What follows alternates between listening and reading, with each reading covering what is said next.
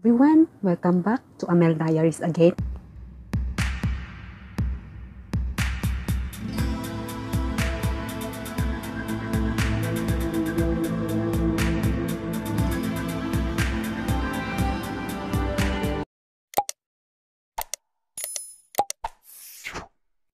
Today's video, I will teach you on how to download some sound effects, videos, music, etc. in easiest way for me. Kasi ito yung ginagawa ko. Para sa akin, ito yung pinaka magaling gawin. Kaysa naman kasi, nag-download ako ng apps ng music downloader.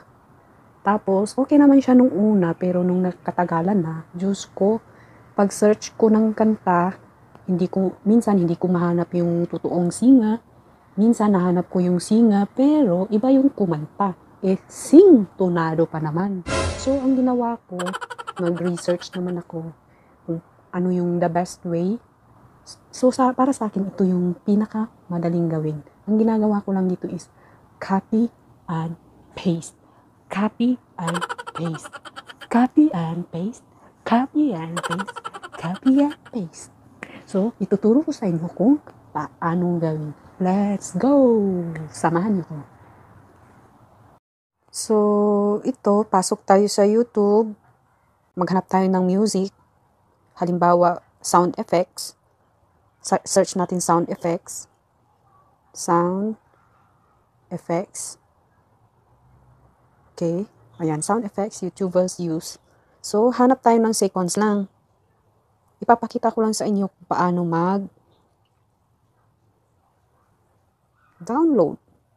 So, halimbawa itong camera shutter. Okay. Ang gagawin natin, itong tatlong dot sa gilid, sa right hand, click natin yan, tapos share, tapos copy link. Yan, copied na, di ba? May sinasabing copied, so exit tayo. Ngayon, punta tayo sa Google. Search naman natin yung YTMP3. Go. So, ayan. Ito yung nasa una. Click natin yan. Tapos, i-paste natin yung nakopy natin kanina. So, paste. Ayun na po siya. Dahil audio naman yung gusto natin, so MP3 tayo.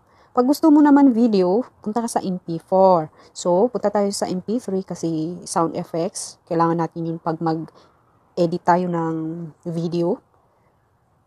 MP3, and then convert. So, click natin itong download. Yan.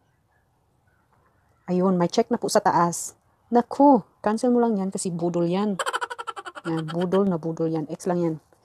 So, nakikita natin na download na. Ito na po yan siya. Camera shutter. Yan. So, ngayon, i-check natin yan kung nakapasok ba siya. Punta tayo sa ating play music. Play music. Dito sa download. Dito na sa na-download ko. Camera. Ito na siya. Camera shutter. Yan. Nandyan na lahat yung na-download ko. Ganun lang po yun. Vice versa. Ulitin mo lang. Balik ka naman sa YouTube. 1 by 1 kasi yun. Balik ka naman sa YouTube. Copy ka naman uli. Then, i-paste mo doon sa Google. Ganun lang po yun. Huwag kayong mag-alala dahil free naman itong lahat ng ito. Wala po itong bayad. Tsaka kung gusto mo naman yung mga music pa, mayroon din namang music dito sa Chrome. So, pasok tayo sa Chrome. Ayan. Dapat i-search mo yung youtube.com.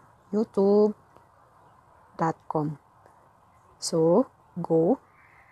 Dapat kasi, yung tatlong dot sa gilid, yung click mo yan, dapat yung desktop site, dapat i-check nyo yan para ganito po yung mangyayari, ganito po yung lalabas sa Chrome po ninyo. So, ngayon, i-click po natin itong picture natin, yung profile. Click po natin yan. And then, nakikita po ninyo yung YouTube Studio. Click po natin yung YouTube Studio. Puntahan po natin yung mga music. Meron din pong free para iwas po tayo sa copyright. So, ito po yun. Ito po sa left side.